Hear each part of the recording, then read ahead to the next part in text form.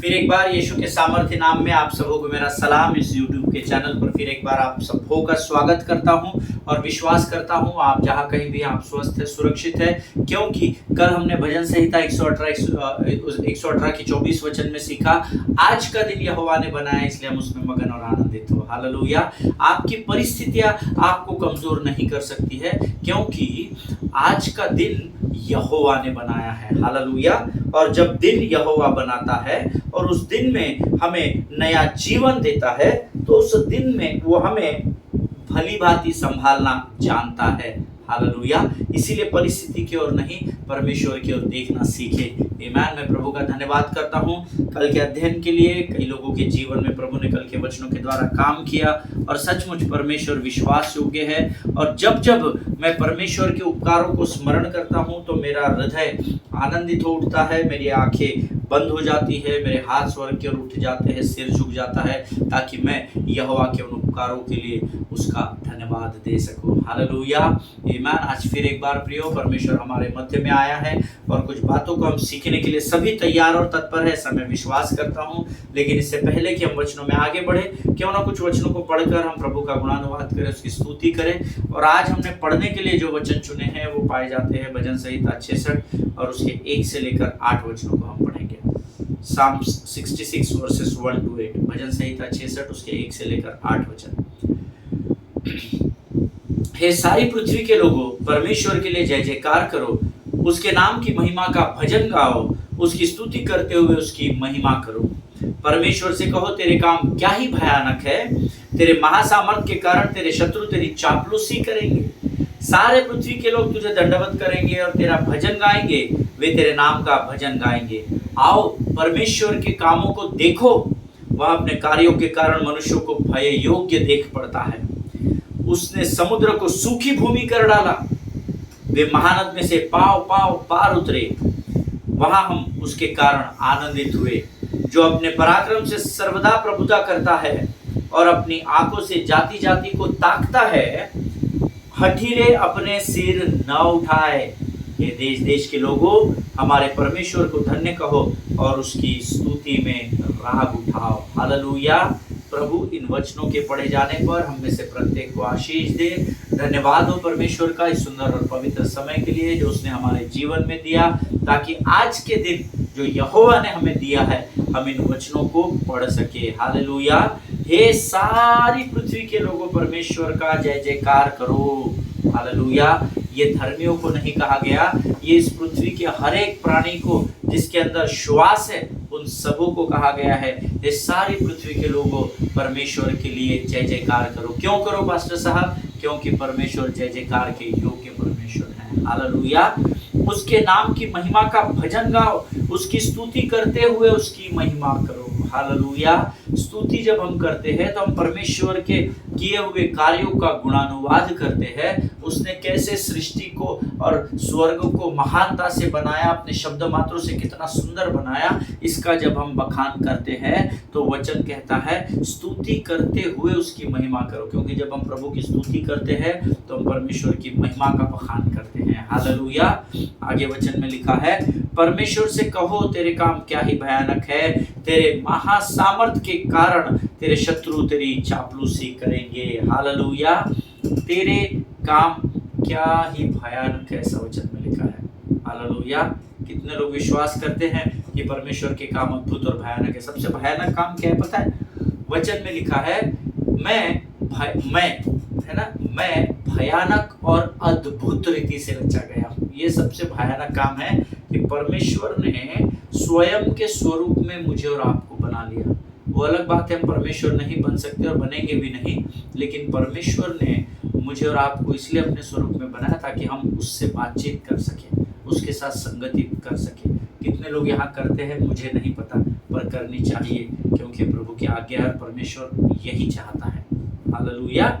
आगे वचन में लिखा है, तेरे महासामर्थ के कारण तेरे शत्रु तेरी चापलूसी करेंगे। आएंगे तो वो हमारे विरोध में, लेकिन जब वो परमेश्वर की महिमा को मेरे और आपके जीवन में देखेंगे तो ऐसे कई लोग हैं जो आपकी चापलूसी करने में व्यस्त हो जाएंगे। हालेलुया। क्योंकि जो आपके अंदर है वो उससे बढ़कर है जो इस संसार पर राज्य करता है। हालेलुया। आगे वचन में लिखा है, सारी पृथ्वी के लोग तुझे दंडवत करेंगे और तेरा भजन गाएंगे, वे तेरे नाम का भजन गाएंगे। हालेलुया। ये परमेश्वर का वचन है और परमेश्वर का वचन सत्य का वचन होता है। हम सब जानते हैं सारी पृथ्वी के लोग परमेश्वर यीशु मसीह को दंडवत करेंगे यानी दंडवत करेंगे। हालेलुया। इसमें कोई संदेह मुझे और आपको नहीं होना चाहिए। पर पास्टर साहब, अभी भी बहुत लोग हैं जो हमारे विरोध में हैं, जो हमारे लिए हमारे कलीसिया को सताव कर रहे हैं। करने दो। पौलुस भी कर रहा था, शाऊल भी कर रहा था, बुरी तरीके से कर रहा था। ये आज के लोग क्या करेंगे?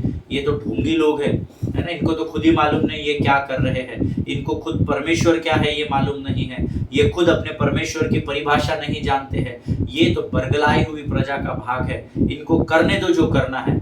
लेकिन अगर शाऊल का पौल हो सकता है तो यकीन जानिए, अगर प्रभु कहता है सारी पृथ्वी के लोग उसको दंडवत करेंगे, इसका मतलब है सारी पृथ्वी के लोग परमेश्वर को दंडवत करेंगे। हालेलुया। और तेरा भजन भी गाएंगे। हालेलुया। उसकी स्तुति भी करेंगे मेरे और आपके साथ मिलकर। You just wait and watch. आप जस्ट ठहरे रहिए और प्रतीक्षा करें। परमेश्वर आपको इस अपनी महिमा के बड़े काम को जरूर दिखाएगा, ऐसा मैं विश्वास करता हूँ। उसने समुद्र को, आओ, 5वां वचन, आओ परमेश्वर के कामों को देखो, वह अपने कार्यों के कारण मनुष्यों को भय योग्य देख पड़ता है। आओ और परमेश्वर के कामों को देखो। हालेलुया। मैं वचन बांट रहा हूँ, आप मुझे देख रहे हैं और आप वचन सुन रहे हैं, ये मैं विश्वास करता हूँ। वचन कहता है ये परमेश्वर के ही काम हैं। हम भी एक समय अंधकार में थे, पापों में लिप्त थे, संसार और शरीर की अभिलाषाओं में फंसे हुए थे, लेकिन स्वर्ग के परमेश्वर यीशु नासरी ने हमें चुना और उसने कहा आओ और मेरे कामों को देख लो। हालेलुया। और हमने परख कर देखा कि यहोवा कैसा भला परमेश्वर है। ईमान। आगे वचन में लिखा है, उसने समुद्र को सूखी भूमि कर डाला, वे महानद में से पाव पाव पार उतरे। हालेलुया। हम सब जानते हैं लाल समुद्र की उस कथा को, हम सब जानते हैं सत्य की कथा को, हम सब जानते हैं कि कैसे परमेश्वर ने समुद्र के पानी से ही दीवार को खड़ा कर दिया। हालेलुया। ताकि थल्ले ही थल्ले लोग, इजराइल की प्रजा वहां से पार हो जाए। हालेलुया।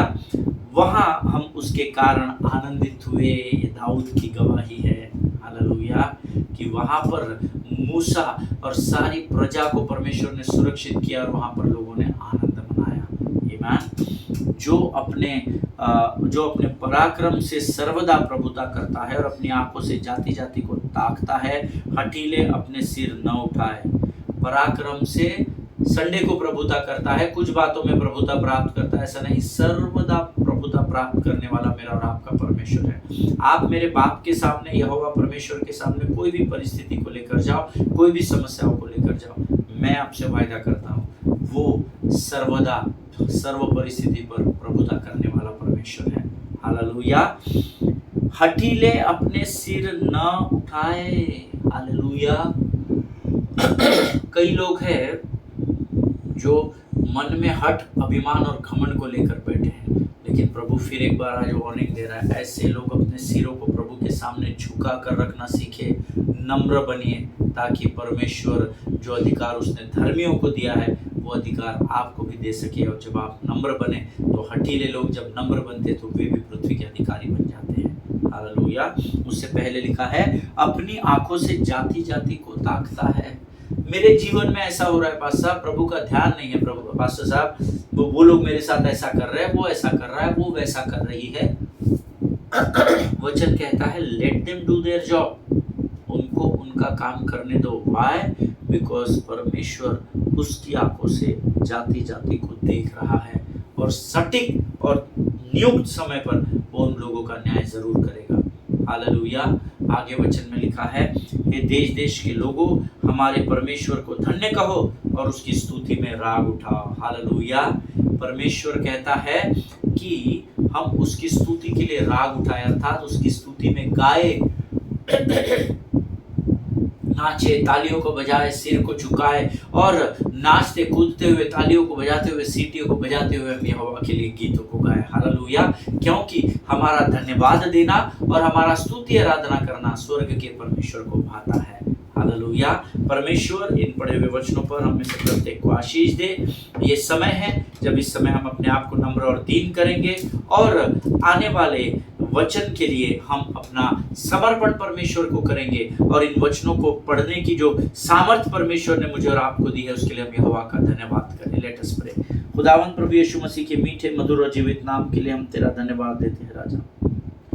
Thank you Jesus. धन्यवाद देते हैं प्रभु जी इस सुंदर और पवित्र समय के लिए, क्योंकि ये समय तेरा है राजा। हम धन्यवाद देते हैं परमेश्वर पिता,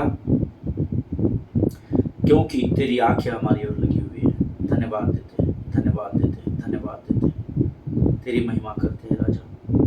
प्रभास्ते रमदो रबा बाबा बाबा बा सिद्री अंदर बला कथर मार बाबा बाबा बाबा।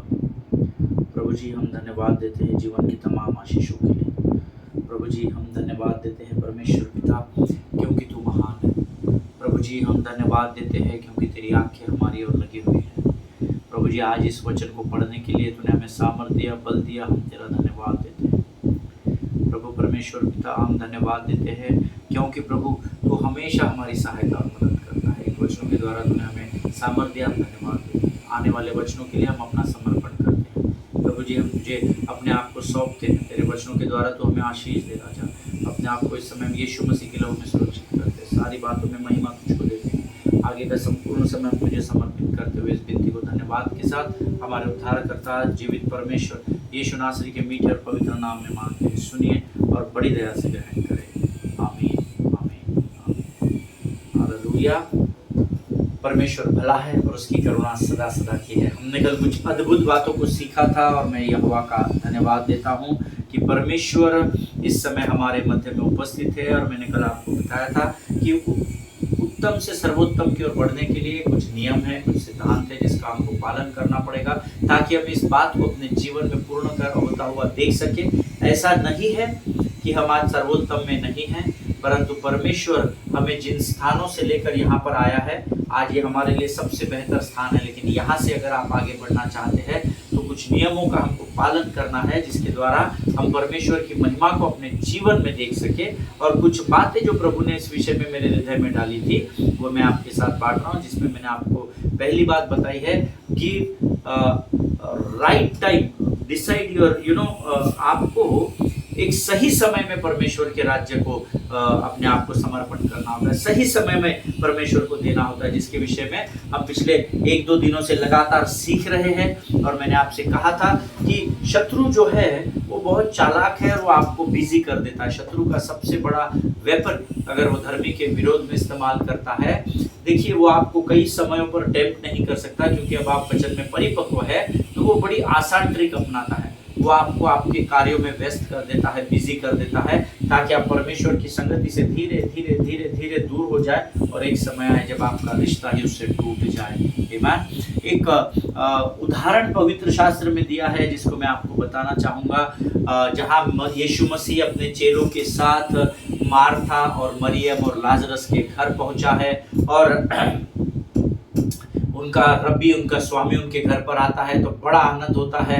और मार्था जो है वो झाड़ू वाड़ू लेकर के साफ सफाई करने में लग जाती है, खाना बनाने में लग जाती है कि आज प्रभु मेरे घर पर आए हैं और मैं इनको सर्वोत्तम सेवाएं दूंगी। और मसीह आते हैं और यीशु मसीह उनके घर में विराजमान होते हैं और अपने चेलों के साथ बैठते हैं। जिसको जहाँ जगह लगती है वो वहाँ बैठता है और फिर उनकी आपस में बातचीत चालू होती होगी। और लाजरस भी वहाँ पर उनके साथ, उनके टीम के साथ, चेलों के साथ बैठता है और वे सब एक दूसरे से, इमेजिन कीजिए है ना कि एक रूम में सब बैठे हुए हैं और गद्दे लगे हुए हैं और उस पर बैठकर एक दूसरे से गवाहियाँ बांट रहे होंगे, बातचीत कर रहे होंगे। लेकिन इन सब बातों में एक स्त्री जिसका नाम मरियम था वो सीधे जाकर यीशु के पांव पर बैठ जाती है।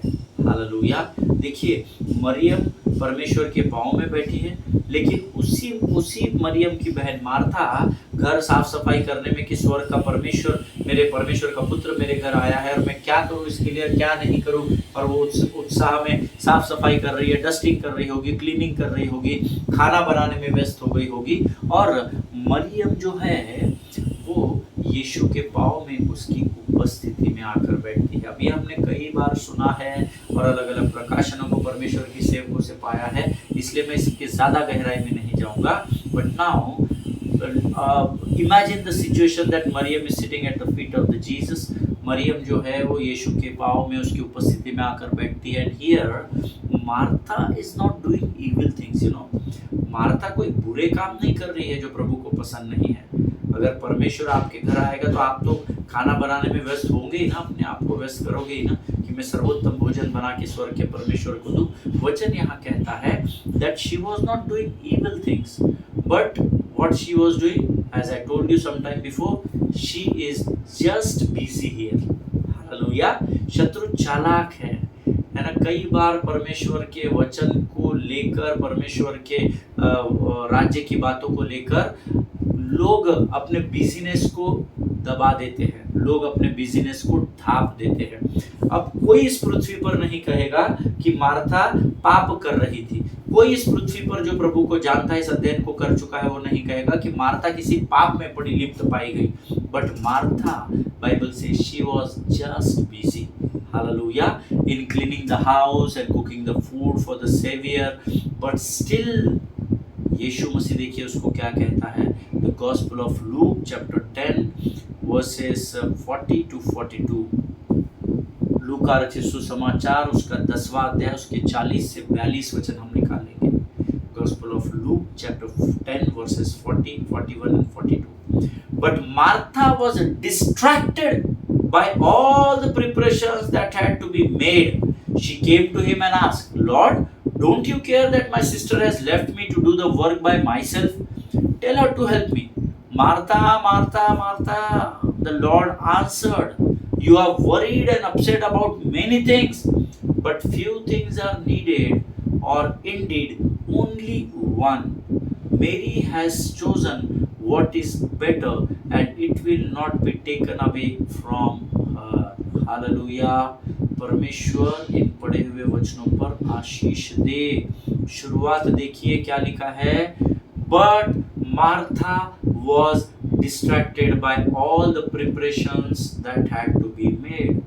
मार्था को शत्रु ने व्यस्त कर दिया कि वो बाकी बातों में व्यस्त रहे और प्रभु के चरणों में उसकी उपस्थिति में बैठने से दूर हो जाए।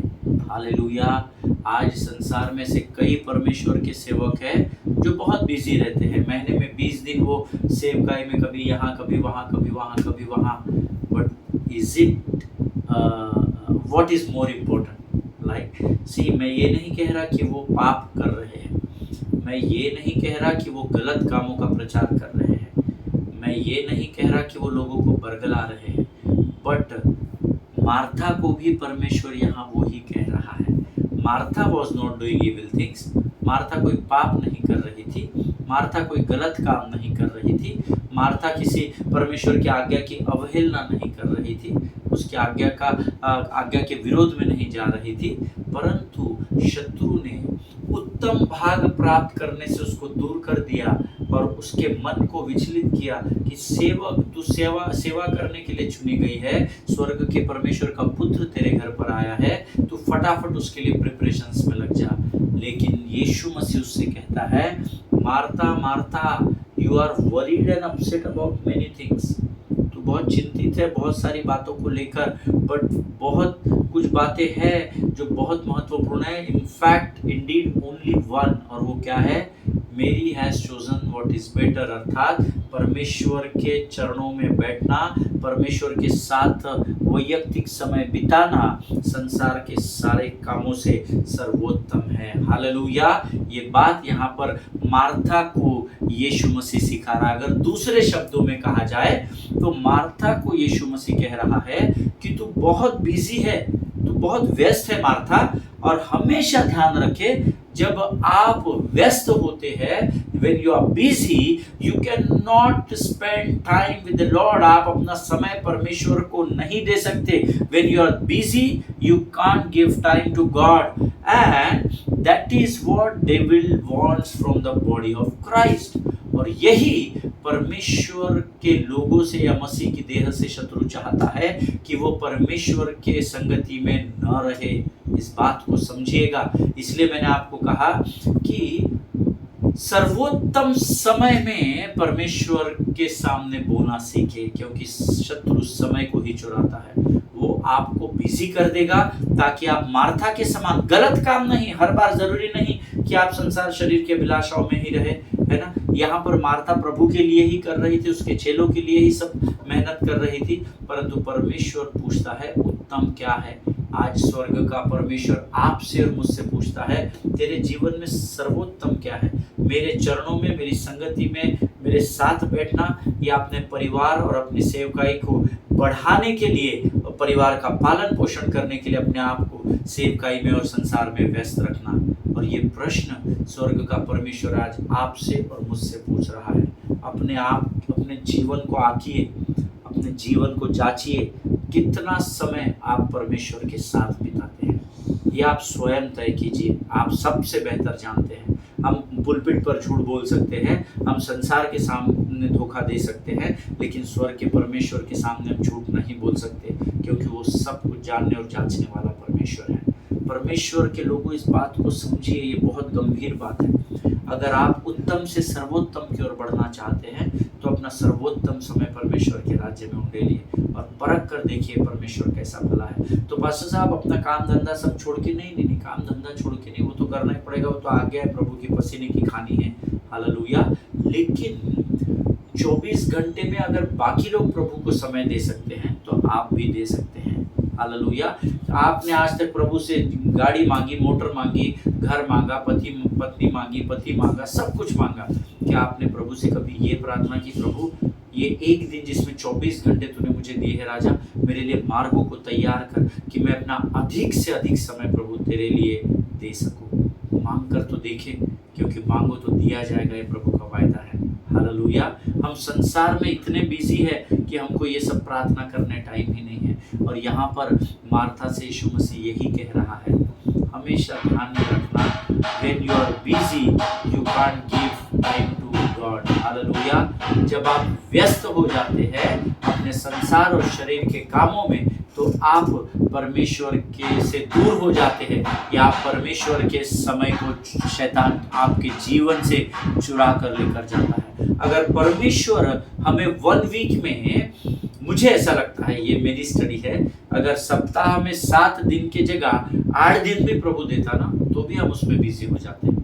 हम बोलते हैं काश कुछ समय मिल जाए यार कि हम प्रभु की आराधना कर सके। हम चाहते हैं कि हम प्रभु की संगति करें, हम चाहते हैं कि हम परमेश्वर के साथ समय बिताएं। काश हमें थोड़ा समय मिल जाता। मैं आपको गारंटी देता हूँ, सप्ताह में 7 की जगह 8 दिन भी जाते तो भी आप उतने ही बिजी पाए जाते। इसीलिए आपको वचनों में बने रहना जरूरी है, hallelujah. I still remember in 2020 की बात मुझे सडनली याद आई, when I was hospitalized in ICU, जब मैं ICU में एडमिट था और वेंटिलेटर पर उस समय नहीं था, मेरा वेंटिलेटर निकल गया था, और but then still I was in ICU। और आप जानते हैं, अगर आपने कभी, आप खुदा ना करे, आप कभी हॉस्पिटल में हॉस्पिटलाइज्ड हो, बहुत डिफिकल्ट होता है सबों को। आपको तो तकलीफ होती है, पर आपके द्वारा बहुत लोग चिंतित और परेशान हो जाते हैं। सो प्रभु करे हम में से किस पर भी ये नौबत कभी ना आए। लेकिन अगर आप में से कुछ लोग कभी एडमिट हुए हो तो आपको पता होगा कि जब आप रिकवर करने लगते हैं धीरे धीरे, ये तो डाइटिशियन आती है, और डाइटिशियन आकर के आपका पूरा शेड्यूल लेती है। अलग अलग डॉक्टर्स आते हैं, आपकी दिनचर्या को वो लिखते हैं, पूछते हैं आपसे प्रश्न। और मुझे सडनली याद आया इस विषय में बात करते समय, 2020 जब मोदी जी ने भारत बंद का 23 मार्च 2020 को अनाउंस किया था कि आज से भारत बंद रहेगा, उस समय में थोड़ा सा रिकवर हो रहा था और आईसीयू में था, और जस्ट वेंटिलेटर निकाल कर मुझे 2 दिन हुए थे। 20 से 21 मार्च को मेरा वेंटिलेटर निकला था, और एक डॉक्टर आई and and she mapped out of my week, like उसने मेरे पूरे सप्ताह के दिनचर्या को मैप किया। उन्होंने मुझे कहा, मैं आपसे कुछ प्रश्न पूछना चाहती हूँ। मैंने कहा जी मैम पूछिए। उन्होंने कहा, what do you do every day, what is your life style every day, I mean how you सोने से लेकर जागने से लेकर तो सोने तक आपकी क्या दिनचर्या है, and how much time I spend in my work, what is my daily routine. ऐसे बहुत सारे प्रश्न वो मुझसे पूछने लगी। एंड ये सब बातें जब वो पेपर पर नोट कर रही थी, आप क्या खाते हैं, कितने बजे खाते हैं, कितने बजे उठते हैं, वर्कआउट करते हैं क्या, प्रोटीन्स लेते हैं क्या, कुछ सप्लीमेंट्स, सारी बातें वो पूछ रही थी मुझे। और वो ये सारी बातें जब नोट कर रही थी तो दो बातें थी जो मेरे सामने निकल कर आई थी, और मैंने उसको कभी भी इसके पहले नोटिस नहीं किया था, कभी भी नहीं। हम परमेश्वर को बहुत हल्के मिले थे, जो हमारे लिए बड़े धोखे की, खतरे की घंटी है। आमीन। जब वो इस स्केड्यूल को लिख रही थी, दो बातें निकल कर सामने। वन, आई डोंट रेस्ट, कि मैं विश्राम नहीं लेता हूँ। Number two, God doesn't get enough of my time. आमीन। जब मैं उनको उस दिनचर्या को पूरा लिख लिया, और जब वो मुझे पढ़कर रिपीट कर रही थी, इतने से इतने बजे तक मैं पढ़ती हूँ सर, आप बताइए मुझे, मैंने जो लिखा है वो करेक्ट लिखा है क्या। और जब वो पढ़ रही थी 6 o'clock यू गेट अप, ये वो सारी चीज़ें, उसमें दो चीज़ें प्रभु ने मुझे स्मरण कराई। एक, मैं विश्राम नहीं करता था उन दिनों में, रेस्ट नहीं करता था। नंबर टू, मैं परमेश्वर को जितना समय देना चाहिए उतना समय नहीं दे पाता था। हालेलुया। ये काम है, फिर ये बिजनेस की मीटिंग रहती है, फिर यहाँ जाता हूँ, फिर ये करता हूँ, फिर वहाँ सेवा के लिए जाता हूँ, वहाँ सेवा के लिए। तो इसमें दो बातें मेरे जहन में आई।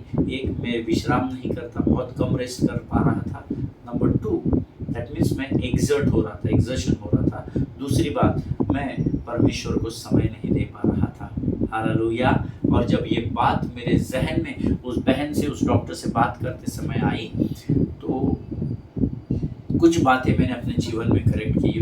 उसका कारण ये था कि मैं रेस्ट नहीं कर पा रहा था, या प्रभु को समय नहीं दे पा रहा था, कि जब रोज सुबह अपने बेड से मैं बाहर आता तो मैं व्यस्त हो जाता, संसार और शरीर के कामों में व्यस्त हो जाता।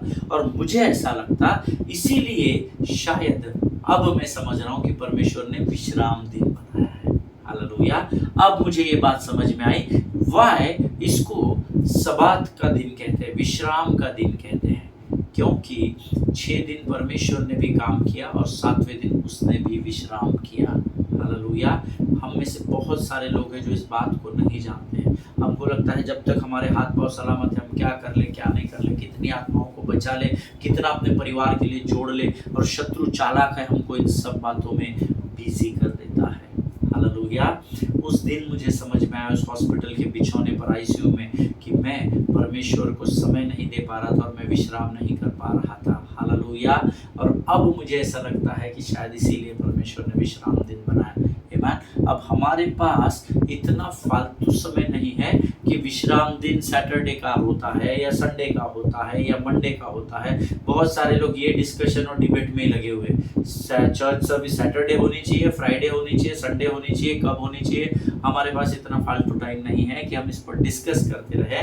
But why I mean to say this, understand, आपको समझना पड़ेगा। मैं इसलिए कह रहा हूँ that there must be a day in a week where you stop working, being busy. Hallelujah. सप्ताह में आपके पास एक दिन ऐसा होना ही चाहिए कि आप उस दिन विश्राम कर सके। हालेलुया। और ये हमारे लिए बहुत फलदायी होगा, बहुत फलदायी होगा। आमीन। अपने नाम के आगे लगने वाले बड़े टाइटल को हम एक दिन हफ्ते में उतार कर अलग कर दे। हालेलुया।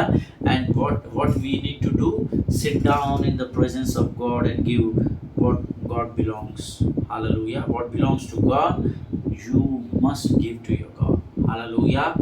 एक दिन हमको विश्राम करने की ज़रूरत है, और वो दिन अद्भुत दिन आपके जीवन का होगा, जब आप अपने बड़े टाइटल को, अपने बड़े नाम के बैच को उतार कर रख देंगे, अपने बड़े हेवी टाइटल्स को यहाँ से अपने बिल्ले निकाल कर रख देंगे। आप अपने ईगो को, अपने सारी चीज़ों को सप्ताह में एक दिन अलग करेंगे, और आप उस दिन संभव प्रयास करें कि आप अधिक से अधिक समय प्रभु के साथ बिता सके। अगर बिजी रहना है तो सप्ताह में एक दिन प्रभु के साथ बिजी रहकर देख लो, और संसार में 6 दिन बिजी रहकर देख लो। आपका स्थान आपको पता चल जाएगा कि आपको 6 दिन के व्यस्त होने में आनंद है, या प्रभु की संगति में आनंद है। बाहर के 1000 वर्षों से उत्तम तेरे संगति में एक दिन तेरे संगति में एक दिन मैं तो प्रभु के घर को चला, मैं तो यीशु के घर को चला। आमीन। 6 दिन से उत्तम प्रभु की संगति का एक दिन रहेगा, मैं आपसे वायदा करता हूँ। हालेलुया। आमीन। सो अपने सब बातों को पीछे छोड़ दो, एक दिन प्रभु के लिए आप दे सकते हैं और परख कर देखे कि यहोवा कैसा भला परमेश्वर है। Do you have Sabbath day in your life? क्या आपके जीवन में सच में विश्राम का एक दिन है क्या? तो विश्राम के दिन में हम क्या करते हैं?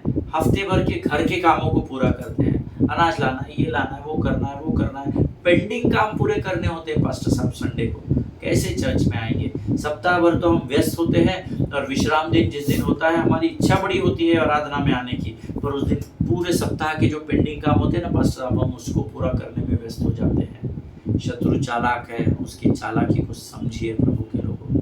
आमीन। वो चालाक है, उसको मौका न दे, नहीं तो वो आपको नाश कर देगा।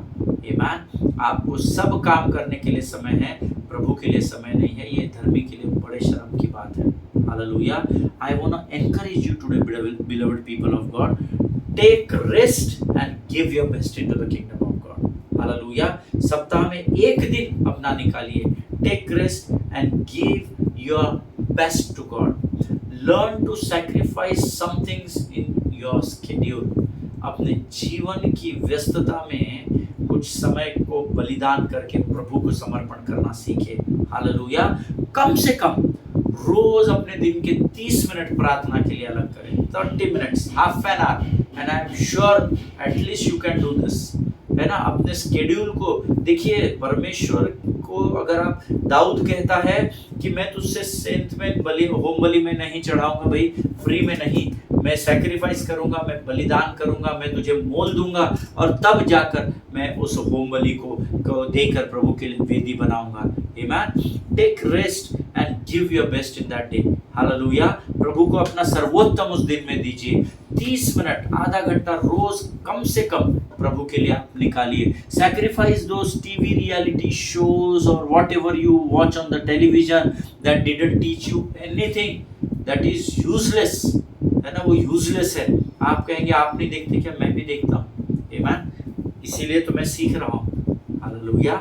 प्रभु ने मुझे सिखाया ये बात कि जो टीवी शोज देखकर तू अपना टाइम पास करता है, एक्चुअली तू टाइम पास नहीं कर रहा है बच्चे, तो टाइम वेस्ट कर रहा है। हालेलुया। अपने समय को व्यर्थ गंवाना बंद करें, है ना। 30 मिनट रोज प्रभु के साथ बैठना सीखे। Sacrifice your TV reality shows, sacrifice all the time which you spend on social media poking into others life. दूसरों के जीवन में अपने नाक को खुपस कर अपना सोशल मीडिया में टाइम वेस्ट करने से अच्छा है उतना समय आप परमेश्वर के लिए बलिदान करना सीखे। टीवी और रियलिटी शोज और बाकी सोशल मीडिया में अपने आप को जितना समय आप देते हैं उसका बलिदान करें और वो समय आप परमेश्वर को दे। यहाँ पर आपका समय का बलिदान करना संसार में व्यर्थ जाएगा, परंतु परमेश्वर आपके समय के बलिदान को उसके राज्य में स्वीकार करेगा और आपको और मुझे महिमा से महिमा की ओर लेकर जाएगा। हालेलुया। आमीन। देखिए, जब परमेश्वर जब हमारा न्याय करेगा तो अब उसमें ना एक एरिया होगा, उसमें एक सेक्शन होगा और वो ही will speak to us about our treasures, you know, I mean पैसा। लेकिन मैं चाहता हूं कि हम उसके विषय में कल बात करेंगे। आज मैं इस अध्ययन को यहाँ समाप्त करूंगा। Once again, I want to encourage you, beloved people of God, take rest once in a week and give your best into the kingdom of God. Amen. अपने जीवन की व्यस्तता से उस समय को निकाल कर उसको प्रभु के राज्य में बलिदान करना सीखे, तब परमेश्वर आपकी भेंट को खातरी से ग्रहण करेगा। हालेलुया। परमेश्वर इस अध्ययन के द्वारा आप में से प्रत्येक को आशीष दे। आज हम ये पहली बात जो मैंने आपको सिखाई कि अगर आप उत्तम से सर्वोत्तम की ओर बढ़ना चाहते हैं तो पहली बात जो मुझे और आपको करनी है, in the right time you need to learn to give to God. सही समय में परमेश्वर को बलिदान करना और बोना सीखना पड़ेगा। हालेलुया। जिसके विषय में हमने आज सीखा है और आज कल हम नए पॉइंट को सीखेंगे। दूसरी बात मैं आपके साथ कल बांटूंगा। आज हम इस अध्ययन को यहाँ समाप्त करेंगे। ये समय है जब हम अपने आप को परमेश्वर को समर्पित करेंगे। आइए हम प्रभु को धन्यवाद का बलिदान चढ़ाएं। धन्यवाद और धन्यवाद और धन्यवाद देते हैं प्रभु जी। धन्यवाद देते हैं आज के सुंदर और पवित्र वचनों के लिए जिसके द्वारा तूने हमसे बातचीत की और फिर गहरी बातों को हमारे जीवन पर उंडेला राजा। कई बार हम भूल जाते हैं प्रभु जी और अपनी व्यस्तता के कारण हम तुझसे दूर होते चले जाते हैं, पर प्रतिदिन तेरे प्रेम के कारण तू हमें अपनी ओर खींच लाता है राजा और हमें रोज सिखाता है प्रभु। आज हम तुझसे विनती करते हैं, ये बातें जो हम वर्षों से सीख रहे हैं, रोज दिन प्रतिदिन सीखते हैं राजा, ये बातें हमारे जहन में बनी रहे, ऐसी समझ बुद्धि और सामर्थ्य भरकर तैयार कर राजा। और प्रभु इन बातों को हम अपने जीवन में कभी ना भूल सके और इस पर चलना आरंभ करें, ऐसा मांगते राजा। जितनों ने सुना उन्हें आशीष दे। इस समय हम अपने आप को यीशु के लहू में सुरक्षित करते हैं और इस विनती और प्रार्थना को धन्यवाद के साथ हमारे उद्धारकर्ता जीवित परमेश्वर यीशु नासरी के मीठे और पवित्र नाम में मांगते हैं। प्रभु सुनिए और बड़ी दया से ग्रहण करें। आमीन। हालेलुया। परमेश्वर आप सबको को आशीष और बरकत दे। इजराइल के लिए प्रार्थना करें, भारत देश के लिए प्रार्थना करें, अपने पासवानों के लिए, उनके परिवारों के लिए जरूर प्रार्थना करें। जहां जहां से आप वचनों के द्वारा आशीषों को प्राप्त करते हैं उनके लिए भी प्रार्थना करें। अपने हाथों को हमेशा बढ़ाकर रखना सीखें। हालेलुया। हम कल फिर मुलाकात करेंगे। स्वस्थ रहें, सुरक्षित रहें। सभी को जय मसीह की। God bless you all.